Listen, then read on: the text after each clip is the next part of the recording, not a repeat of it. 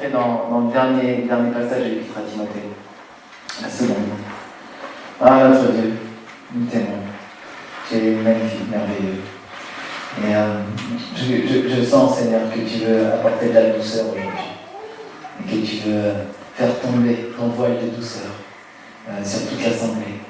Parce que tu es un Dieu merveilleusement doux. Et Christ, tu nous as donné dans ta parole cette petite pensée. Tu nous as dit, je suis doux et humble de cœur. Et ça me rassure, Seigneur. Parce que moi, j'ai besoin de ta douceur. Et ton humilité m'émerveille, Seigneur.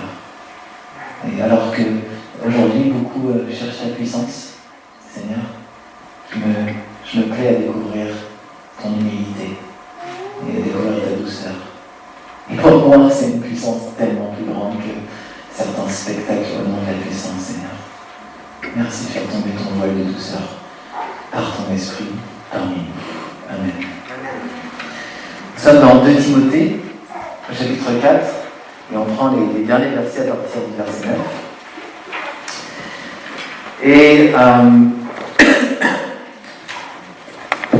quand j'ai beaucoup de notes, c'est que j'étais en retard dans ma prédication. C'est que j'ai pas eu le temps de synthétiser. Désolé.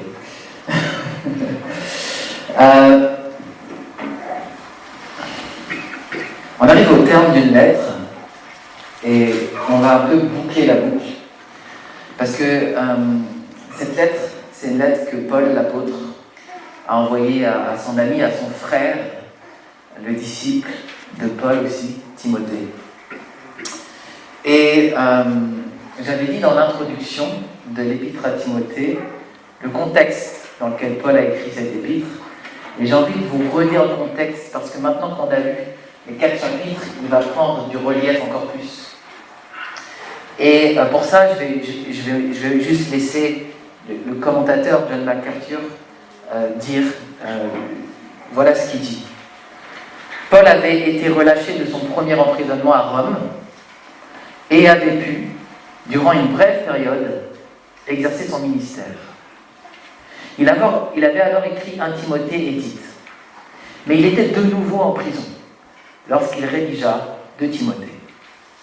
Ayant apparemment été arrêté lors de la persécution menée contre les chrétiens sous Néron. Lors de sa première détention à Rome, l'apôtre s'attendait à être libéré. Désormais, il n'avait plus cette attente. Lors de sa première détention, survenue avant que Néron ne commence à persécuter les chrétiens, vers 64 après Jésus-Christ, il était assigné à résidence et avait de multiples occasions d'exercer son ministère, ayant de nombreux contacts avec des personnes extérieures. En revanche, 5 ou 6 ans plus tard, vers 66-67, il se retrouvait dans une prison froide, enchaîné et sans aucun espoir de libération, abandonné par la quasi-totalité de son entourage qui craignait la persécution et confronté à une exécution imminente. Paul écrivit à Timothée pour l'inviter à le rejoindre rapidement à Rome, afin de le voir une dernière fois. On ignore si le jeune homme put gagner la ville avant l'exécution de son mentor. D'après la tradition, l'apôtre ne fut pas relâché de ce sombre emprisonnement, mais souffrit le martyre auquel il s'attendait. J'avais donc dit au démarrage de l'étude de cette lettre qu'on était là dans le testament de Paul, qu'il confiait cette lettre comme son dernier testament avant sa mort. Et pour vous dire des choses personnelles, Paul, pour moi, je crois que c'est l'homme que j'aime le plus dans la Bible. J'aime énormément Paul. Et j'ai, comme vous, j'imagine, grandi avec Paul. Et depuis 20 ans que je lis Paul, je me dis, mais quel apôtre incroyable, quel modèle incroyable. Et j'ai presque l'impression qu'il est devenu un ami. Tant j'ai lu, j'ai relu et j'ai relu ses lettres. Et je vais vous lire encore le verset 6, c'est-à-dire pas le verset qui se trouve dans mon texte, mais le verset qu'a lu Georges la dernière fois qu'il a prêché sur Timothée. Écoutez ça. Car pour moi, je sers déjà de libation et le moment de mon départ approche. J'ai combattu le bon combat, j'ai achevé la course, j'ai gardé la foi. Désormais, la couronne de justice m'est réservée. Le Seigneur, le juste juge, me la donnera dans ce jour-là, et non seulement à moi, mais encore à tous ceux qui auront aimé son avènement. J'entends parfois que Paul est un homme dur. Peut-être que vous avez déjà entendu ça. En fait, quand Paul dit des choses qu'on n'aime pas, on se dit, ça c'est vraiment le caractère de Paul. C'était un homme dur. Mais j'aimerais redire que chaque lettre de Paul est une lettre inspirée de Dieu, et que même les choses qu'on n'aime pas sont marquées de l'autorité du Seigneur. Et je crois que parfois on se trouve des excuses quand on lit Paul, en essayant de faire croire que c'est à cause de son caractère qu'il dit ceci ou cela. Quand Paul commence une lettre, il se détermine lui-même apôtre de Jésus-Christ, envoyé par le Seigneur. Et j'ai, moi, en tout cas, tout un travail à faire, toute ma vie encore, pour m'aligner sur les vérités qui sont dans les épîtres de Paul. Et qui qu'on soit ici, si on est chrétien, on doit reconnaître que Paul y est pour quelque chose. Parce que nous sommes, pour la grande majorité, j'imagine ici, non-juifs, et que l'apôtre des païens, c'est Paul. Et que si presque la totalité du monde non-juif connaît l'Évangile, c'est grâce à Paul. C'est grâce à Paul, à sa persévérance, à sa force pour faire connaître l'Évangile dans le monde entier. Alors il n'était pas seul, mais il a été l'un des outils les plus formidables que Dieu a utilisés. Et alors que je vous dis que j'aime beaucoup Paul, peut-être c'est votre cas, peut-être pas, je pense à ce moment où il arrivera que je vais le rencontrer. Parce que dans mon espérance, dans notre espérance, on va être réunis, tous ceux qui ont cru en Jésus-Christ, on va être réunis les uns avec les autres. Et je me dis, je vais pouvoir rencontrer Paul. Et je vais pouvoir lui dire merci.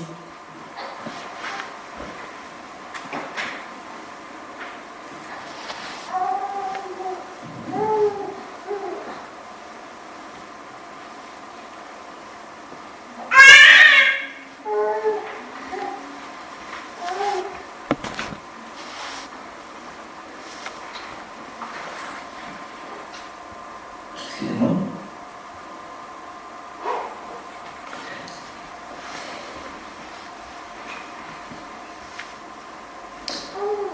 J'espère que la parole, ça vous fait ça des fois.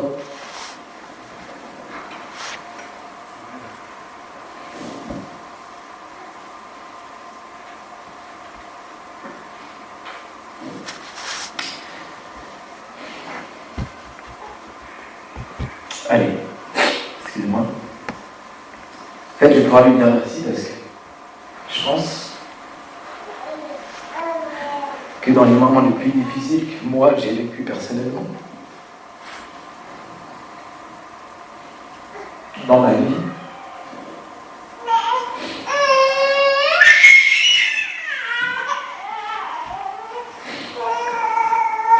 mes deux meilleurs amis, c'était Paul et David. Et j'ai toujours trouvé incroyable, au travers de tout ce qu'il a passé, sa persévérance et sa foi.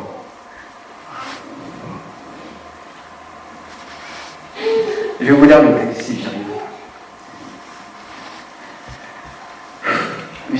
Viens au plus tôt vers moi, car Démas m'a abandonné.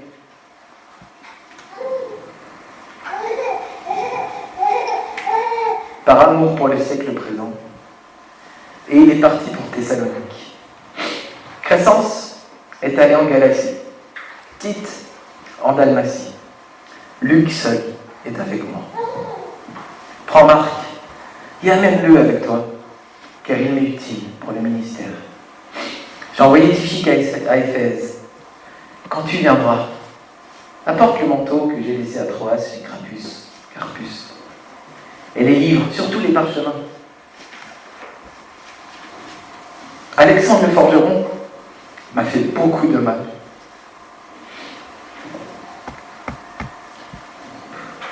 Le Seigneur lui rendra selon ses œuvres. Garde-toi aussi de lui, car il s'est fortement opposé à nos paroles. Dans ma première défense, personne ne m'a assisté. Mais tous m'ont abandonné.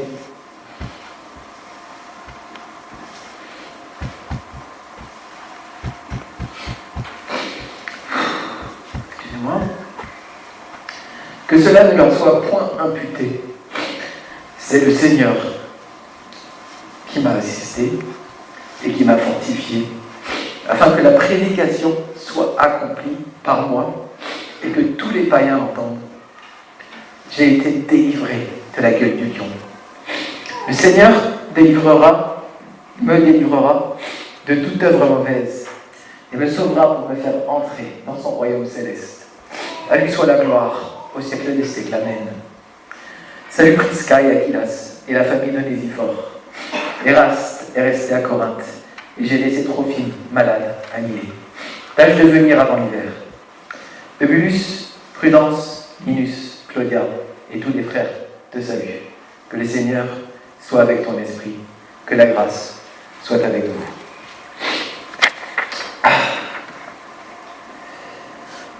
Moi, mon cœur, vous le voyez, ému de lire les derniers mots de Paul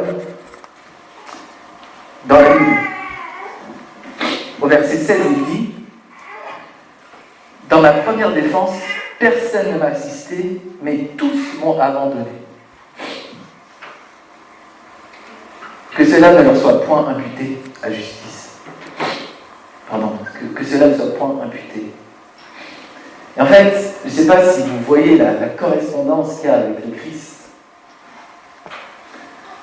Christ a été abandonné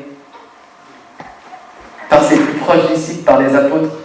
Au moment où il va à la croix, il est seul. À ce moment-là, Pierre lui-même renie notre Seigneur. Il nie même l'avoir connu. Et là, Paul, parce que Dieu continue à le former dans les souffrances du Christ, il connaît ça aussi. Être abandonné, même par ses plus proches. C'est impressionnant. Démas m'a abandonné par amour pour le siècle présent. Mais Démas, c'est un de ses compagnons depuis le début. On le voit dans les lettres. C'est son compagnon fidèle avec qui Timothée. Il l'a abandonné pour le siècle présent. Et Paul, lui, peut dire vraiment qu'il ne se sent pas abandonné. Parce qu'il n'a pas fondé sa foi sur les hommes.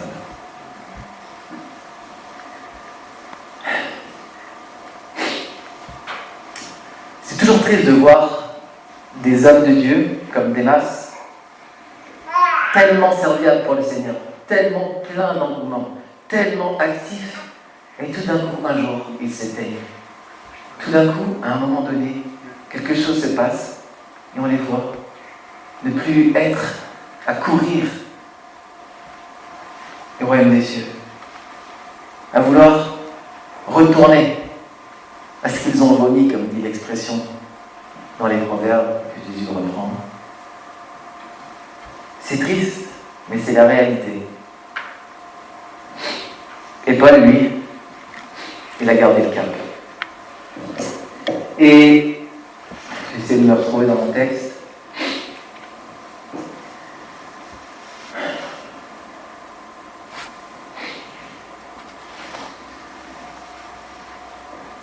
On arrive à la fin de la vie de Paul, et Paul, il a des paroles d'espérance. Il dit qu'il va rentrer dans la gloire.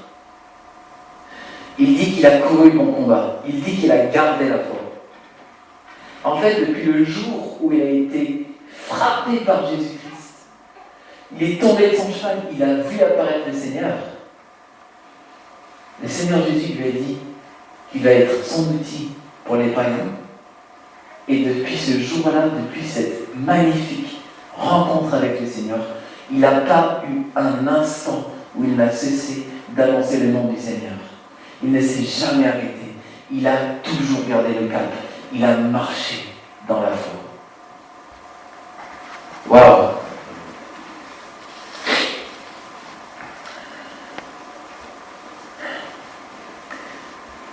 Crescence et Tite ne sont pas avec lui. Luc seul est avec lui.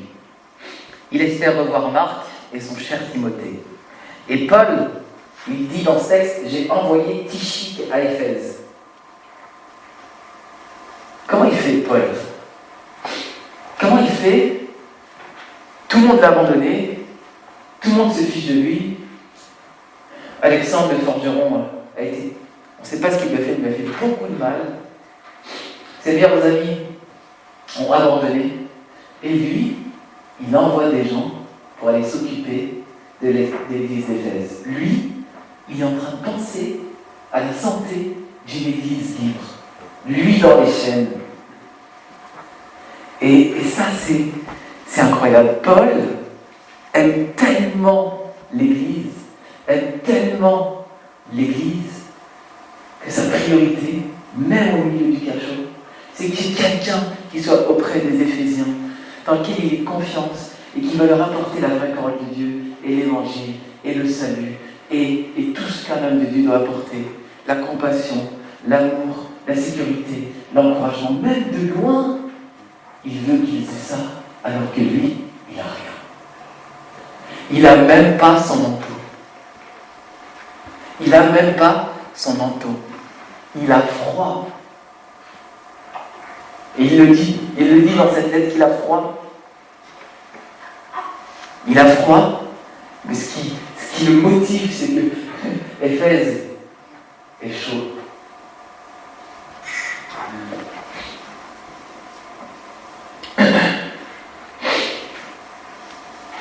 Les gars comme moi qui aiment un peu les études bibliques, on aime ce verset qui parle des parchemins. Remets mon manteau et les parchemins et les livres. Et on se dit, mais qu'est-ce qu'il y a dans ces parchemins? On aimerait savoir. Certainement des paroles de l'Ancien Testament, peut-être des lettres de Paul et des réécritures des lettres de Paul qui sont là. Peut-être des lettres, peut-être les gens pensent des parchemins vides pour écrire de nouvelles lettres qu'il n'a jamais pu écrire. Peut-être l'évangile de Luc lui-même. Peut-être. Et ça me fait dire que Paul, dans ces derniers jours, il a besoin d'un manteau et d'un parchemin. Parce que c'est un homme de l'écriture, c'est un homme de la Bible. C'est un homme qui est resté attaché à la parole. Et c'est un homme qui est conscient que lui-même, lorsqu'il écrit, il écrit l'écriture. Et il ne s'est jamais éloigné de la parole de Dieu. En tout cas, il n'y a pas de trace de ça. C'est un modèle incroyable de persévérance. Accroché à la parole de Dieu. Alors, de sa vie, Paul pense à Dieu de manière extrêmement pratique. Il veut écrire.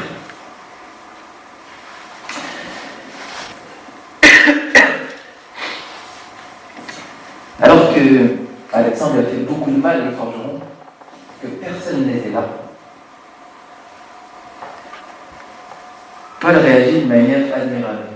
Pour Alexandre le forgeron, il dit qu'il soit livré à Satan, qu'il lui rendra, livré à Dieu, pardon, je confonds avec le texte, et Dieu lui rendra pour ses heures. Il ne réclame pas vengeance. Il le livre à Dieu et Dieu fera justice. Et Dieu dit ça dans l'Ancien Testament, à moi la vengeance, à moi la rétribution. Paul n'est pas dans la vengeance. Et pour ceux qui l'ont abandonné, je le redis, Paul dit que ceux-ci ne leur soient pas imputés. Il les pardonne.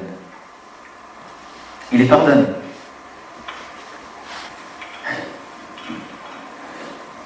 Et à ce moment-là, il tourne son regard vers Dieu et il déclare, c'est le Seigneur qui m'a assisté et qui m'a fortifié. Ça, c'est une parole pour toi aujourd'hui, pour moi aujourd'hui. C'est le Seigneur qui t'a assisté et qui t'a fortifié.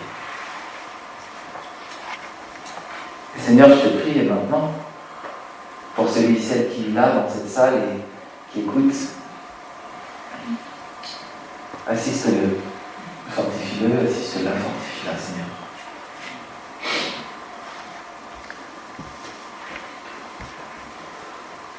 Je me demande si on peut dire ça.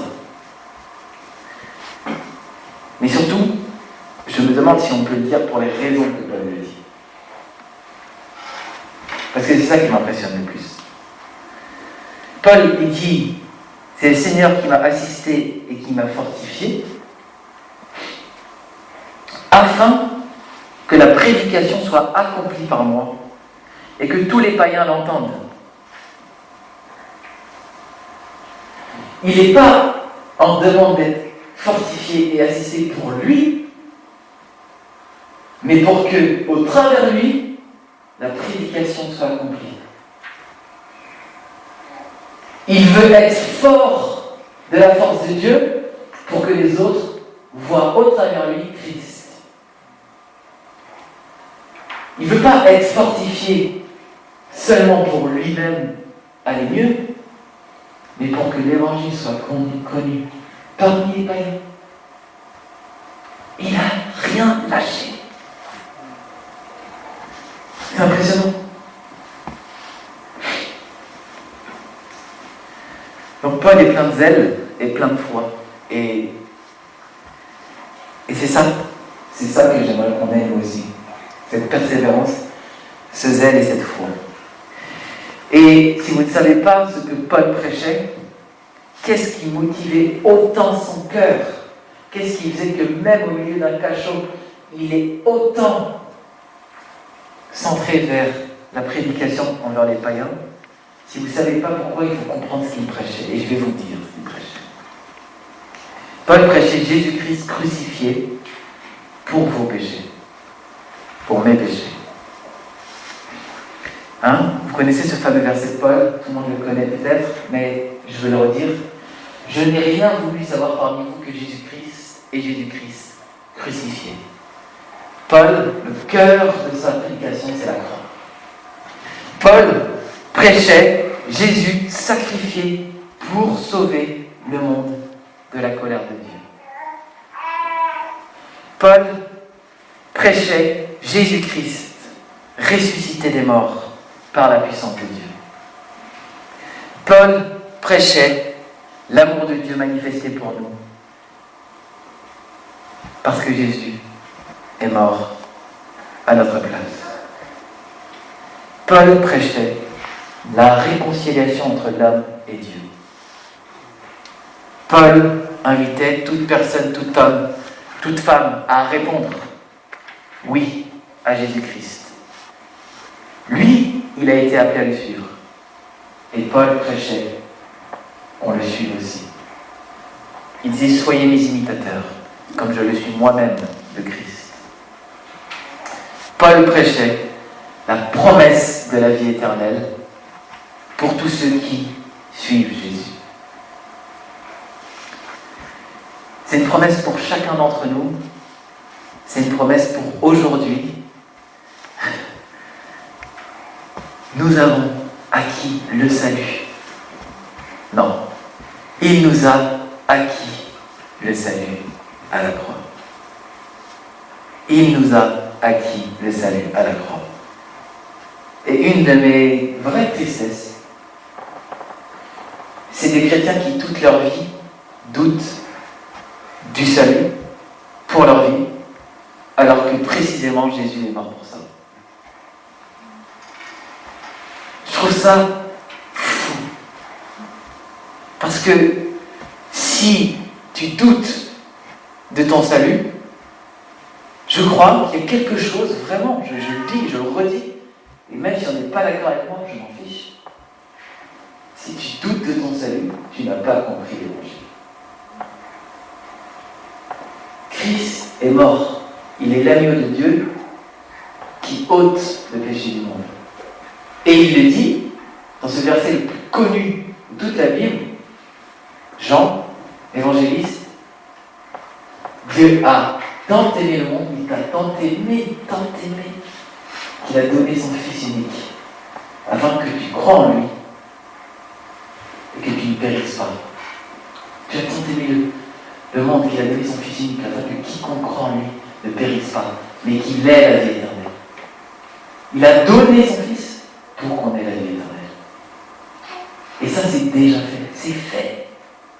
Il est mort, il est ressuscité. Et il est ton Seigneur. Même le méchant à la croix, à côté de Jésus, il a été méchant toute sa vie. Mais il a passé une seconde sa foi en Jésus et Jésus lui a dit, tu seras ce soir avec moi au paradis. La foi seule est suffisante parce que le Christ a fait une œuvre suffisante.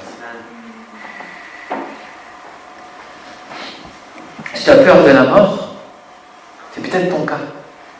Mais sache que Jésus-Christ, lui, c'est la vie. C'est la vie.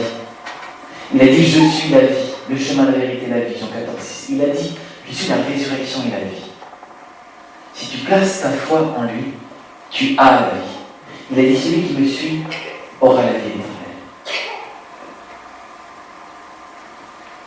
Et en fait, les apôtres, il y a un moment, ils ont arrêté de douter.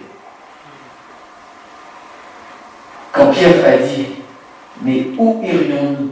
Tu as les paroles de la vie éternelle. Il a compris. Il n'y avait pas d'autre endroit que là où Jésus-Christ est. Et Paul prêchait ça. Paul prêchait ça. Et pour entrer dans la vie éternelle, pour entrer dans cette vie que prêchait Paul, il faut que tu te repentes de tes péchés. Il faut que tu te détournes de ta vie passée et que tu acceptes Jésus comme ton sauveur. Que tu abandonnes ta vie à ses pieds, que tu te prosternes devant sa seigneurie, que tu l'acceptes réellement comme celui qui, par sa mort, a fait que le Père pardonne tes fautes. Et il n'y a rien à faire d'autre qu'avoir foi. Et Paul, encore lui, nous dit, si tu confesses de ta bouche, et si tu crois de ton cœur, que Dieu l'a ressuscité des morts, tu seras sauvé. Tu seras sauvé. Alors je t'encourage vraiment à confesser de ta bouche et à croire de ton cœur. Parce que lui, Jésus, il a fait tout le reste. Quelle que soit ta situation, tu peux dire avec Paul, le Seigneur m'a délivré de la gueule du lion. Parce que par la mort de Jésus, tu peux avoir la certitude de la vie éternelle, la promesse de la vie éternelle pour toi. Et là, j'en profite pour dire oui. L'évangile de Paul, c'est pas Dieu m'a délivré de la gueule du lion et j'ai l'assurance que je vais sortir de prison. Si on regarde le texte, on a l'impression qu'il est en train de dire ça, mais en fait, il finit pas par dire ça. Il dit, j'ai été délivré de la gueule du lion. Le Seigneur me délivrera de toute œuvre mauvaise. Ah, il va sortir de prison et il me sauvera pour me faire entrer dans son royaume céleste. En fait, Paul ne parle pas d'une délivrance de ses chaînes. Il ne parle pas de ça. Quand Paul nous prêche l'évangile, il ne nous prêche pas, vous savez, cet évangile qui vous dit que Dieu va vous délivrer de tous vos problèmes et qu'enfin vous allez pouvoir entrer dans le succès, la richesse.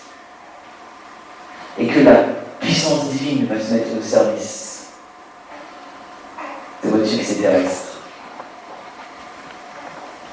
Non, ça c'est pas l'évangile de Paul. L'évangile de Paul, c'est Dieu m'a délivré de la gueule du lion, mais même si je suis dans les chaînes jusqu'à la fin que tout le monde m'a abandonné, j'entrerai dans la vie éternelle, dans le royaume des cieux. Il a compris où est la victoire, la vraie victoire. En fait, ce monde ne l'intéresse pas tant que ça. Il le dit à plusieurs reprises. Il le dit, si je pouvais quitter ce corps pour être avec Jésus-Christ, ce serait tellement mieux. Mais il faut qu'il fasse son ministère. En fait, il est pas du tout fixé sur le monde, sur ce qui brille ici, mais il a son regard fixé sur l'horizon. Il voit le soleil se lever sur la ligne de crête au loin. Il voit le Seigneur Jésus dans sa gloire. Et j'ai pas pu m'empêcher, en voyant cette foi de Paul qui regardait l'horizon, de penser à Anna.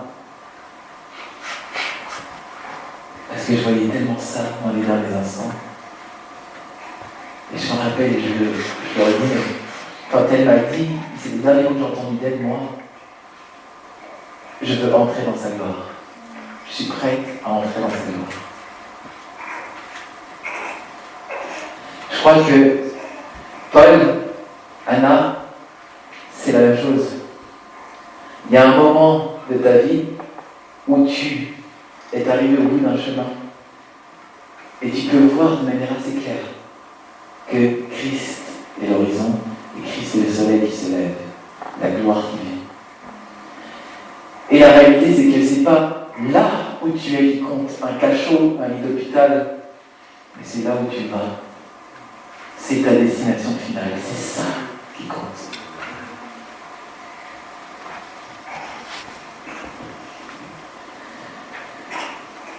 Je les vois un peu tous les deux comme ayant le visage illuminé de soleil qui resplendit, qui brille sur leur face. Maintenant qu'ils sont avec le Seigneur, qu'ils ont achevé la course, qu'ils ont gardé la foi, qu'ils ont tenu ferme.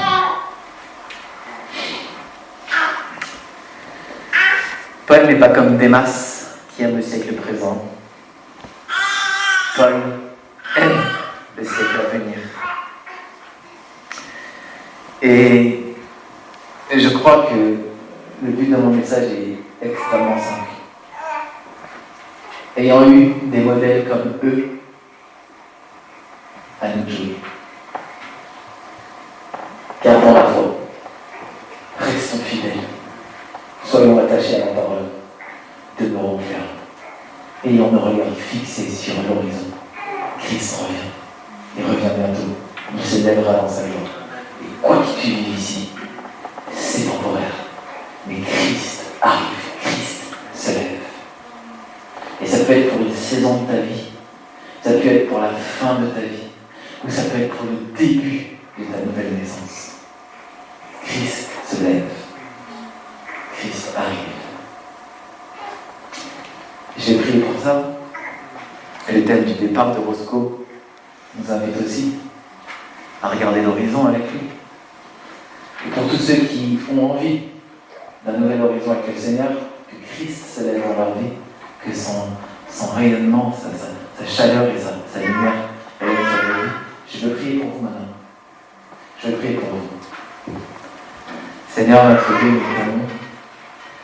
Et encore une fois, tu nous mets face à des sentiments qui sont les plus profonds, les plus importants, les plus intimes. Une fidélité, une persévérance jusqu'au bout. Et Seigneur, je suis émerveillé que tu as pu être pour Paul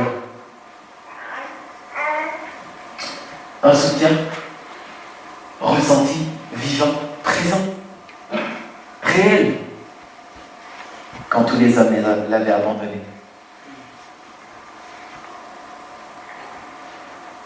Seigneur, tu es celui qui est là quand plus personne n'est là. Tu es celui qui se lève au milieu de nos vies. Et je te prie maintenant, pour tous ceux qui ont besoin de toi de manière particulièrement nouvelle. Je prie maintenant, Seigneur, que tu fasses son action naturellement par ton esprit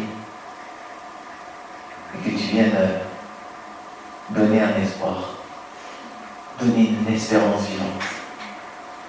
Seigneur, je te prie que la lumière de ta beauté commence à éblouir, éclairer, resplendir dans les yeux, dans le regard de celui et celle qui jusqu'ici marchaient à la tête vers le bas. Seigneur, que la foi anime à nouveau, que le feu revienne, Seigneur, que la vitalité d'amour pour toi naisse à nouveau, Seigneur. Réveille, Seigneur. Seigneur, rassure. Seigneur, adoucis. Seigneur, purifie. Seigneur, fais ton œuvre. Saint-Esprit, fais ton œuvre. Seigneur, je veux qu'on puisse t'offrir maintenant un moment où pour chacun pour notre part, nous prions. Et je vais vous demander si vous voulez le faire. Je vais prier pour dire à Dieu,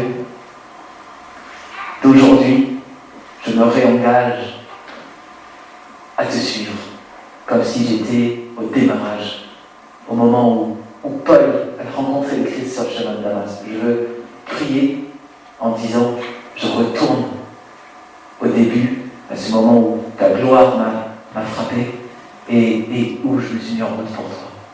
Et tous ceux qui veulent vivre ça, ben moi je vais prier. Vous pouvez prier dans vos mots, vous pouvez dire Amen à ma prière. Seigneur, devant toi, nous voulons redire une fois avec tout notre cœur, toute la sincérité qui peut nous habiter, Seigneur. Tout le souffle possible qui nous anime. Je continue.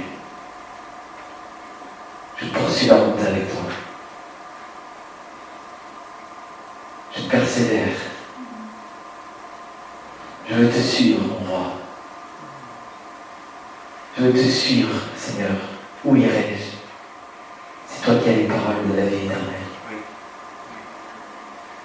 Seigneur, je ne veux pas t'abandonner. Seigneur, je veux aller cette fois-ci au bout, au sacrifice avec toi, jusqu'au martyr s'il le fallait. Seigneur, je m'engage à nouveau. Je te suis dans tes souffrances.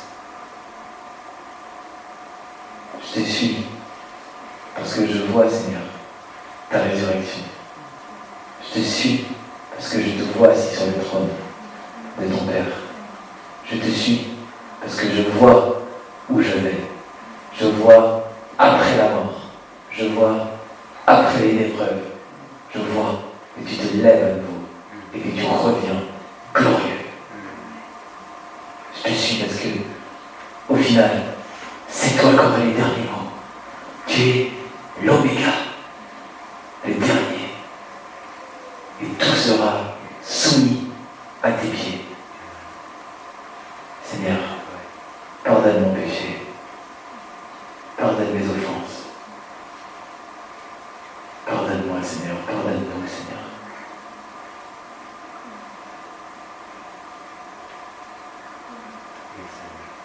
Au nom de Jésus.